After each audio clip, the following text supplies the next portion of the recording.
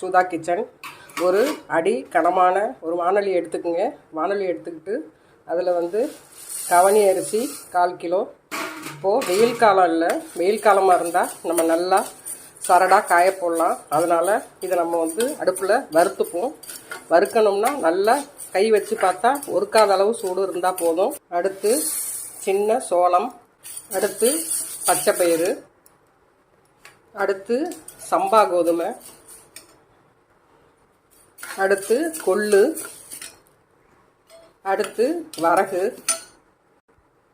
அடுத்து சாமை, அடுத்து குதிரைவாளி, கம்பு, உளுந்து மட்டும் கடைசியாக கொஞ்சம் செவர வறுத்துப்போம். எல்லாத்தையும் நல்லா வறுத்தாச்சு. இது அப்படியே ரூம் டெம்பரேச்சருக்கு நல்லா ஆற விட்டுருவோம். 10 ஜாமான் 2.5. இதை நம்ம மிக்சியில் அரைக்க முடியாது, மிஷினில் கொடுத்து நைஸாக அரைச்சிட்டு வந்துடும். நைஸாக மாவாக அரைச்சிட்டு வந்தாச்சு. இதை அப்படியே காற்று புகாத ஏர்டைட் கண்டெய்னரில் போட்டு வெளியிலே வச்சு பாதுகாக்கணுன்னாலும் பாதுகாத்துக்கலாம். இல்லை சரியான அளவில் போட்டு ஃப்ரிட்ஜில் வச்சுக்கிறதுனாலும் வச்சுக்கலாம். உபயோகப்படுத்துறதுக்கு தேவையான அளவு மாவை மட்டும் வெளியில் எடுத்து வச்சுக்கிட்டு பயன்படுத்தலாம். தேவையான அளவு மாவு எடுத்து அதில் கொஞ்சம் உப்பு போட்டு நல்லா தாராளமாக தண்ணி விட்டு கரைச்சிப்போம். கிண்டுவோம். ஃபஸ்ட்டு கொஞ்சம் மீடியத்தில் வச்சுக்கங்க, அப்புறம் ஸ்லோவாக்கணும்.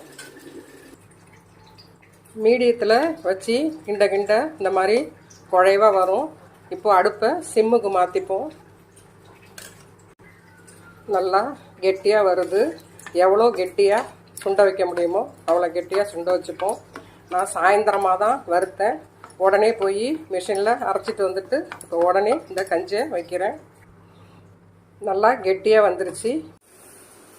நைட்டே கிண்டி வச்ச கூழ் இது. இதில் தேவையான அளவு எடுத்துப்போம்.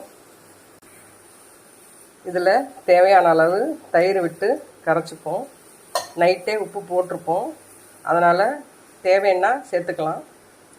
தயிர் விட்டு நல்லா கரைச்சாச்சு. இதை ஸ்பூனால் சாப்பிட்னாலும் எடுத்து சாப்பிட்டுக்கலாம், இல்லை டம்ளரில் ஊற்றி இன்னும் கொஞ்சம் லிக்விடாக கரைச்சும் சாப்பிட்டுக்கலாம். கரைச்ச இந்த கூழில் வெங்காயம் ஒரே ஒரு பச்சை மிளகாய் போட்டு கரைச்சிப்போம்.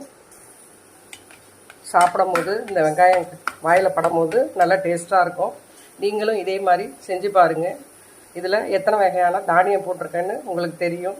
தனித்தனியாக நம்ம எதையும் சாப்பிட போகிறதில்ல. இந்த மாதிரி செஞ்சு வச்சுக்கிட்டா வாரத்தில் 2 நாள் இட்லி தோசையை தவிர்த்துட்டு நாம் இதை யூஸ் பண்ணலாம். நீங்களும் செஞ்சு பார்த்துட்டு டேஸ்ட் எப்படி இருக்குன்னு சொல்லுங்கள். உங்கள் ஃப்ரெண்ட்ஸுங்களுக்கு ஷேர் பண்ணுங்கள், லைக் பண்ணுங்கள், சப்ஸ்கிரைப் பண்ணுங்கள், ஆல் பட்டனை கிளிக் பண்ணிக்கங்க. நன்றி, வணக்கம்.